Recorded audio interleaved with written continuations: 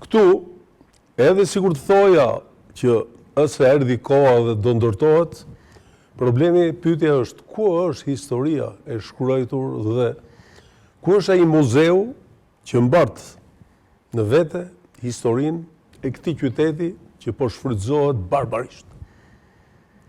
Nuk ka një histori të një qyteti në botë që të jetë paralel me historinë tonë.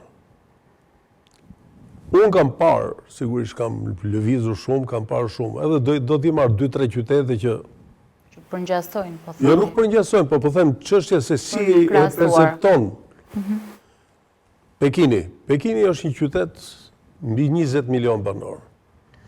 Është bërë gjithçka e re, kuptohet, me rrugë, me ndërtime. Por ato qytetin e vjetër, qytetin ndaluar që i thonë ato, apo pallati i Dimrit, ato se kanë prekur. Pazari i vjetër i Pekinit nuk është prekur. Historia e tyre është në muze.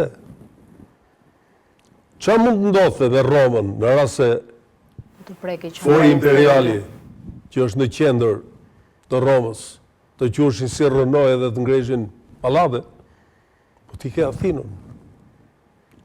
Shko, po ta shohësh Athinën nga lart, të shohësh që ndërtesat janë harmonike me njëra tjetrën, jo kështu.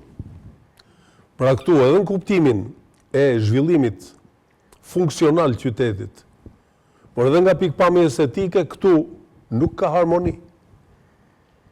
Edhe kjo tregon që gjithçka, sipas mendimit tim, sigurisht, nuk është bërë mbi bazën e mendimit të specialistëve, por është bërë mbi bazën e vendimeve të një njeriu. Kuptoni ç'do thotë një njeri që merr një laps, merr një letër dhe dizenjon qytetin e brezave, duke shkatërruar qytetin e disa brezave të tjerë. Kjo është shumë e rëndë. Atëherë, pyetja ime do ishte kjo. Historia ku është? Dhe e dyta ku janë rrugët? Sepse të projektosh një qytet mbi 1 milion banor, mbi infrastrukturën e një qyteti 50.000 banor, do të thotë që ti jo vetëm që nuk ja ke idenë e kësaj historie, kërko vetëm ato interesat e qendrës Tiranës dhe nuk mendon se çfarë do të vijë mbrapa.